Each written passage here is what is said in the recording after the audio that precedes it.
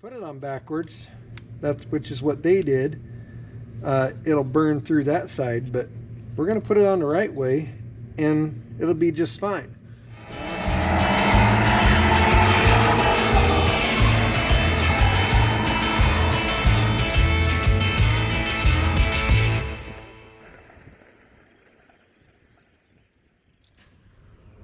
Welcome back to the channel. For this video, we're jumping right back onto the binder here, the 62 C112. We're going to deal with this pretty cool Holley 2-barrel carburetor. We did get this engine to run. You just watched that one. So we're going to pull this, I think it's a 1701 Holley 2-barrel, also known as the 2300. Also known as about a 320 or 350 CFM 2-barrel. It's basically half of a Holley 4-barrel. We're going to pop it off here. I'll see you over on the bench on the carburetor mat. Alright, so somebody's had this carburetor off, not recently, but I'll show you a couple things here. We've got a large and rather thick, it has some bronze bushings here. But it's a layered gasket, but it does fit the bore. We're gonna leave that for right now, just until we see what's in the kit. But that's a little interesting. Does look like it's sealed, but then come over here to the carb mat, and we also have not one but two base gaskets on the bottom of this carburetor, and clearly they do not match the throttle bore of the carburetor. Now potentially we could flip this and they'd fit a little better, but you can see the way this is how it was on there. There was restriction here and it actually just eventually wore that away. But we'll get the Holley kit, and by the way, Holley makes it's the Trick Kit variety, but they make a kit for this carburetor. So there is a standard version of the kit that is, you know, several days away, but the fancy Holley kit 3-888 is the number, should take care of our needs. Now pull this out, and looks like we've got a pretty similar gasket again. So maybe they used the Holley kit last time. But anyway, we've got stuff and things. We'll have to get into the plastic to see more. It looks like there might be another base gasket.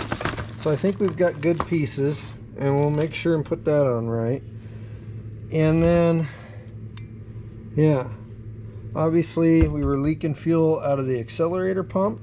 So that's an issue, and it's overall pretty dirty, but the throttle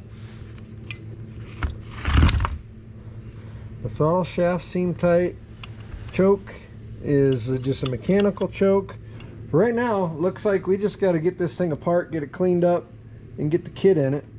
And yeah, let's start tearing it down.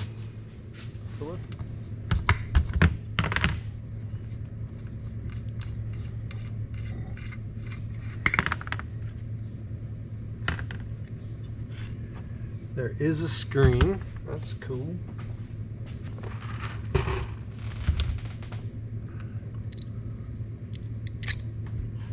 Okay.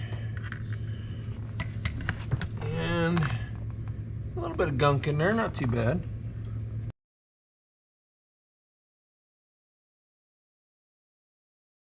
We've got patent numbers, and we've got the Holley, and then we've got the 1800. It's a 6R 1800-3 up here, and that's what got us to this being a 2300 or a 1701 or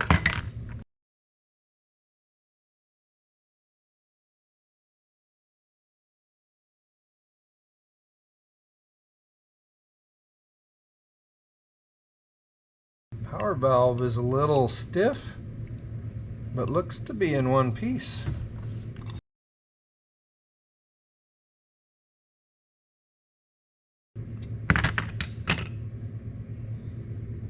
Yeah, that's That one's closed up to about a quarter of what it should be.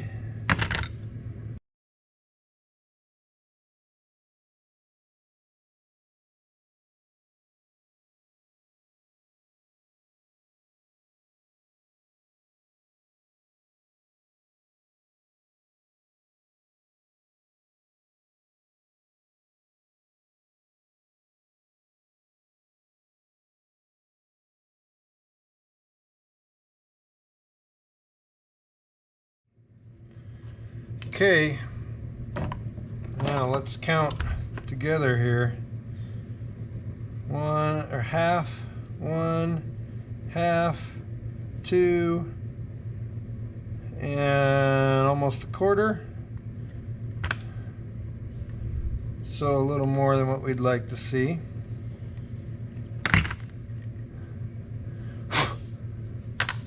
But looks good. And then half, one, half, and about 3/4. So we're not the same. Side to side, we're about a half turn off. So 2 1/4 and 1 3/4. But the idle screws look really good. Throttle shaft, a little bit of play, but not enough that we're going to worry about anything.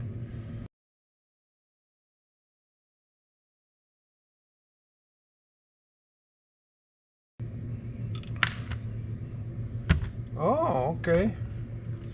No ball in this one.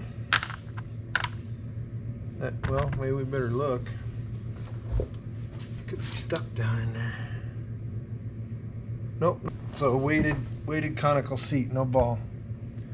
And then we don't get to, in this one, take the Venturis out. I did not know that. That's interesting. So we'll have to clean those out. You do have a good easy access to the passages though, so we can clean them out really well. But I think we'll just put this whole thing into the carb cleaner. So that's ready to go. Now, saving the best for last. Yeah, needle and seat. Needle's not wanting to drop really well, but it's not horrible either. Float looks good. There's not a lot of gunk in here. Here's our float bolt. Just a little bit of gunk down in there, but really not that bad, you guys. Not bad at all, really. And then accelerator pump. Here's where we were leaking. I'm sure we've got a crack in here. There we go. We got a flat spring, and there is a ball. It's retained in there, so we're going to just clean that out really well. And then, yeah, we are... I don't see where we're actually compromised, but it ain't good either. Yeah, it's just worn through the rubber. It's probably just seeping. All right, so that's out.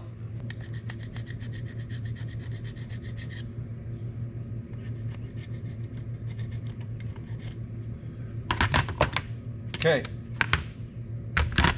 Now the next thing we're going to do, I'm going to take and sacrifice a can of carb cleaner, and we're going to take and get the thickest of the dirt off before we go in the can of soak, because I just don't want to contaminate that liquid with just dirt. It doesn't make any sense to do that. So we're going to kind of pre-clean this a little bit.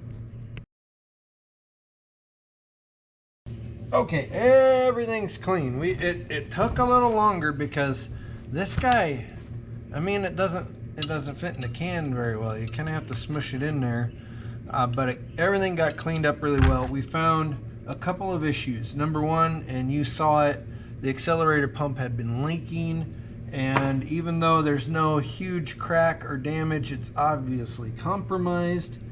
And then number two, and I already installed them, but the fuel squirters, both of them, clogged, almost clogged solid as far as I could tell. And then one more, the main jets were probably a quarter down to about 25% of their capacity. So So we had some fuel starvation issues, and we could kind of hear that when we first got this thing to start and run.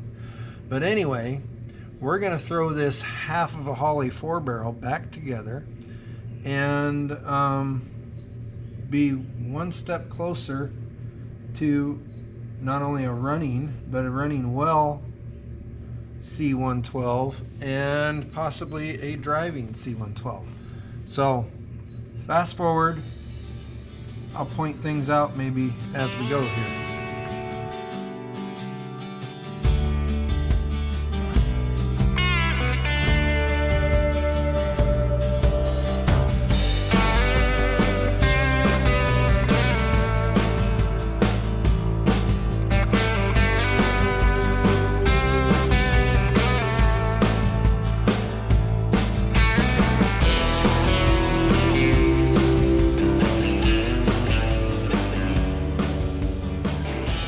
What you have to be watchful for is if your carb has this hole right above where the power valve sits, you've got to use a gasket that seals that off, or it'll just leak fuel out of here all the time.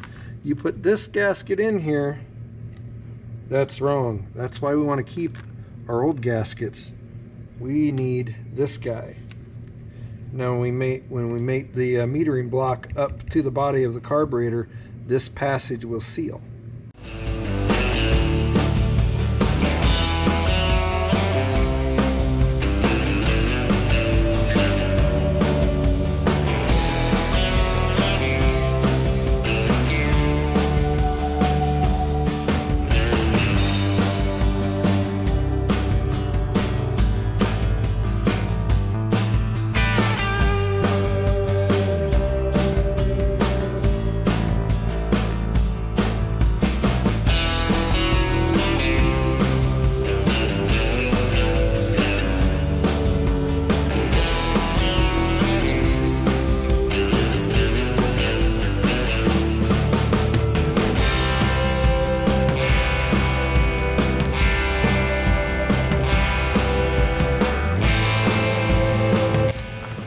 Oh, what's the float setting? I can't think of it offhand.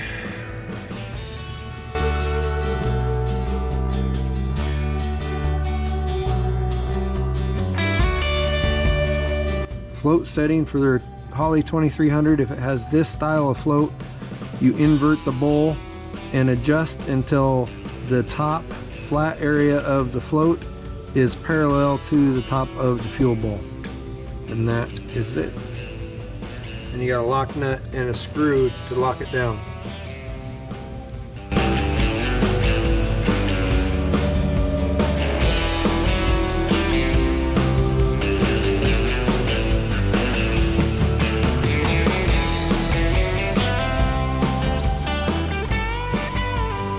Another thing to watch for is the washers on the bowl screws. A lot of times they'll either stick in here and you got to clean them out of here really well, or they'll stick on the back of the screws, and you don't want that because any newer kit is going to come with newer harder plastic ones that if you try to mix and mingle the two together could cause a leak.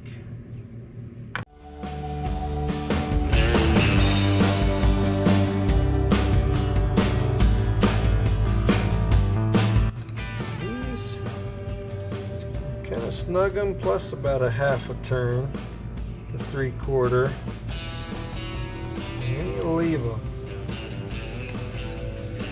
These blue gaskets are pretty forgiving.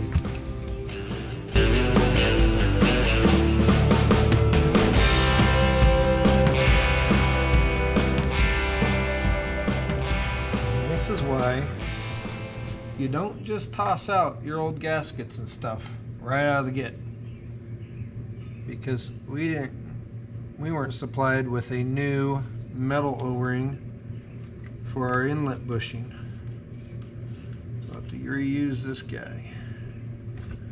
That's okay. And that's about it. I think I might have boxed you out of some of the video, but we are finished. A couple things to note.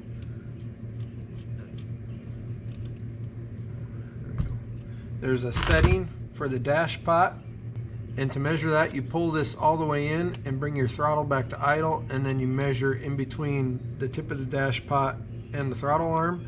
So that's set. We set accelerator pump, and then we did idle air, and we did float. So life should be pretty good. Our nozzles are cleaned out, our jets are cleaned out, we've got a good accelerator pump, we shouldn't leak any fuel. We're going to pull this off our struts here. It's ready to go back in. Oh, the first thing we need to do though, we need to sort out this base plate gasket issue.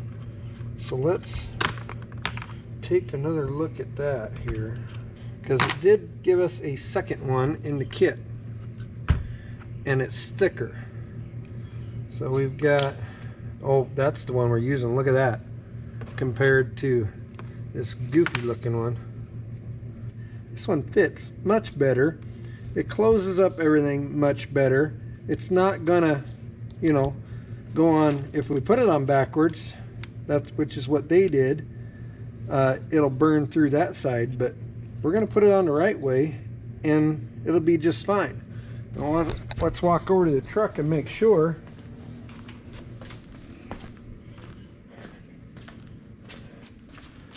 Because under that gasket that was burnt through, so to speak, jeez, we had this guy on here as well. It was on like that. So we didn't need the other gasket with the holes and whatever else in it. And you can see where we had it on backwards and we weren't, it just wasn't working. So, and this one's coming apart, it's ripped on the bottom, so we're getting rid of that. It sounds cool under here though, and we're going straight up with that guy. We'll bolt this on here and be about ready to rip here. All right, once again, it's starting to get dark. Jalen's home from work. Carburetor rebuilt, dumped on there. Jalen put new plugs in, we put new plug wires on, found those locally. The other video on the clutch and slave cylinder, you're going to get an update on that video. But for right now, as far as engine running fuel system wise and electrical system wise, we're ready to give it another shot here. So I'm gonna hand this to Jay. Okay. We'll see what goes. It'll take a little bit to fill up the carb.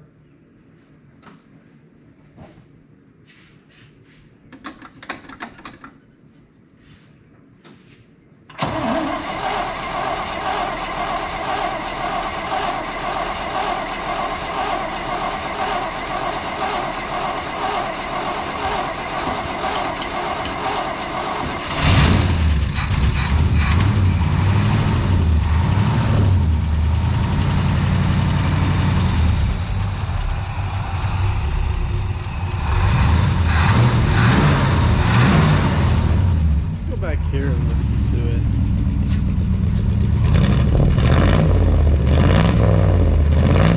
That sounds nice. Not too shabby, folks. She idles a little low. Needs a little idle. Take care of that right now. That is a good sounding pickup.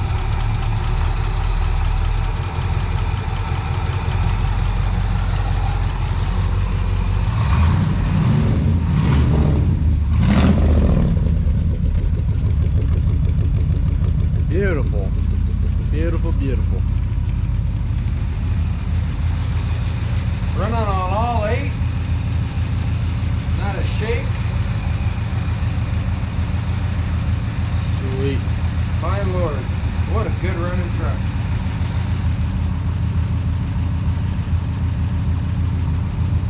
We're letting it run, warm up just a little bit, enough oil yesterday.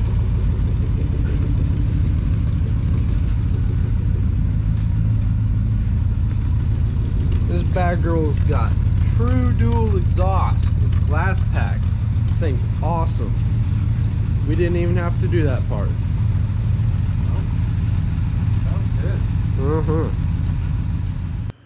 All right, well that does it for this Holley carburetor. So we've done a 1 barrel, a 2 barrel, we've done 4 barrels. Pretty much Holleys, we're getting to know them well. Yeah, so no fine tuning yet. We need to replace a frost plug or two in this engine. They're leaking bad, they're rusty. And we're still working on clutch and brakes. Appreciate each and every one of you for watching. I'm tired. We'll see you on the next video.